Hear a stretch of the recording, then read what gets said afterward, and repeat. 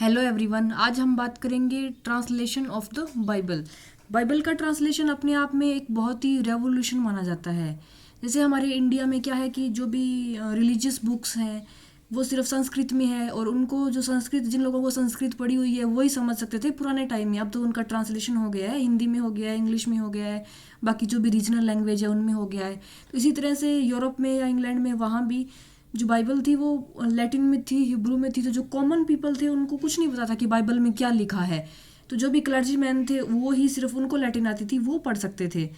तो फिर धीरे धीरे क्या हुआ कि कॉमन लोग पढ़ सके, इसीलिए जो भी फिलोसोफर थे, राइटर थे, उन्होंने इनको आम इंग्लिश लैंग्वेज में ट्रांसलेट किया। तो अथॉरिटी थी, जो क्लर्जी मैन थे, चर्च की अथॉरिटी, वो काफ़ी इसके खिलाफ भी थे, क्योंकि लोगों को पता चल जाएगा कि बाइबल में क्या लिखा है। तो जो बाइबल का ट्रांसलेशन है वो अपने आप में एक बहुत बड़ा रेवोल्यूशन माना जाता है। The increasing variety of text which were written in English throughout the 16th and early 17th century marks a watershed in the development and establishment of the national language. तो एक तरह से Bible में जो language लिखी है, अगर लोग उसी को पढ़ेंगे तो वो नेशनल लैंग्वेज भी बन जाएगी। In many respects the authorized or the King James version of the Bible commission in 1604 by King James. ये जो किंग जेम्स थे ये 1603 में आए थे ना, एलिजाबेथ की डेथ के बाद।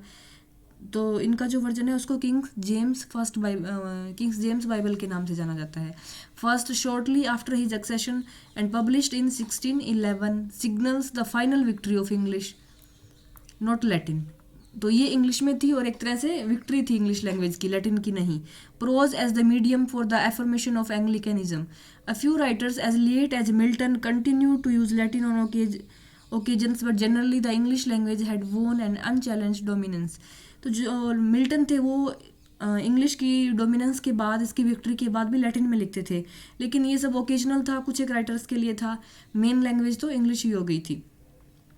The King James Version was the culmination of a long series of translation of the Bible into English, which had begun with Alfaric in the Anglo-Saxon era and continued with Wycliffe's late 14th century translation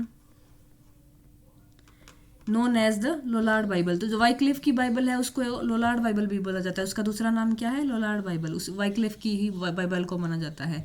both these translation had been made from a 4th century Latin version of the Bible term the Vulgate. तो ये कहाँ से है? एक तरह से 4th century जो Latin version था। Renaissance scholarship however had a decisive impact on 16th century biblical translation into English. William Tyndale in the 1520 and 1530 used a Greek text established by Erasmus, ये डच स्कॉलर थे ना Erasmus, for a translation of the New Testament।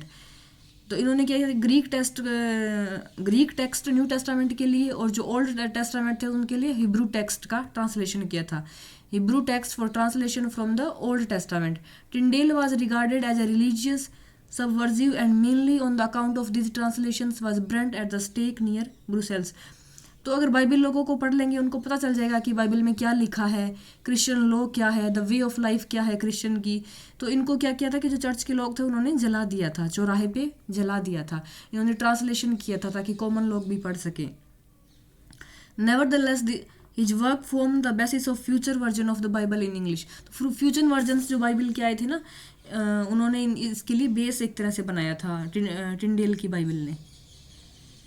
Once Henry VIII had broken with Rome in 1534, the Anglican Church ordered an English version of the Bible to be made in 1539। तो Henry eighth थे वो divorce लेना चाहते थे, लेकिन रोम का जो Catholic church थी वो इनके खिलाफ थे, इनके पोप थे, क्लर्जी मैन थे, वो बोलते थे कि डिवोर्स नहीं होना चाहिए, आपको इनके साथ ही रहना है।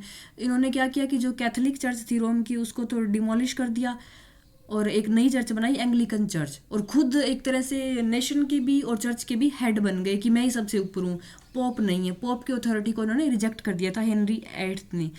This did not appear until 1560 when it was presented to Elizabeth I by Miles Coverdale, who had spent much of the intervening period in Geneva working on a translation based on Tyndale's version।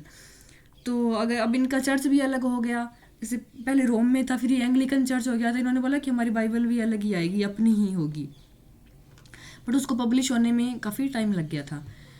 कवरडेल्स version became known at the Geneva Bible. तो Coverdale की Bible को Geneva Bible बोलते हैं। And it is this text which was familiar to most readers including Shakespeare until well into the 17th century. Meanwhile, in 1688 a rival version appeared known as the Bishop's Bible. This was a return to translating from the Latin Vulgate and published as a counterbalance to the Calvinist Geneva Bible. तो ये एक तरह से इसकी rival थी. The King James version which was the product of 50 scholars. तो ये जो किंग जेम्स बाइबल थी इसको कम से कम 54 स्कॉलर ने मिल के लिखी थी. Was largely based on the bishop and Geneva Bible. Before the end of the 17th century it had effectively replaced the Geneva Bible. तो इसने जो किंग्स जेम्स है इसने 17th century तक इसको रिप्लेस कर दिया था बिशप बाइबल को और Geneva Bible. Geneva Bible in popularity. The King James Version, which can be seen as the affirmation of Protestant England and a celebration of its freedom from Rome. It arguably the single most influential work in the English language. It is a repository rich in poetry as well as parable, so that its decadence had not only been heard in church, confirming the religious direction of the nation, but its language has contributed immensely to English cultural identity throughout the innumerable writers who for almost 4 centuries have echoed its phrasing. तो ये बहुत important मानी जाती है Kings James Bible और इसी के साथ ही एक तरह से इंग्लिश लैंग्वेज की विक्ट्री हो गई थी. तो ये बाइबल की ट्रांसलेशन है, ये नेट के पॉइंट ऑफ व्यू से या कोई भी एग्जामिनेशन के पॉइंट ऑफ व्यू से बहुत इंपॉर्टेंट माने जाते हैं क्योंकि इंग्लिश हिस्ट्री में इनका बहुत बड़ा रोल है बाइबल ट्रांसलेशन का. तो ये बहुत इंपॉर्टेंट क्वेश्चन है और प्लीज़ इनके ईयर और इनके नाम आपको आने चाहिए.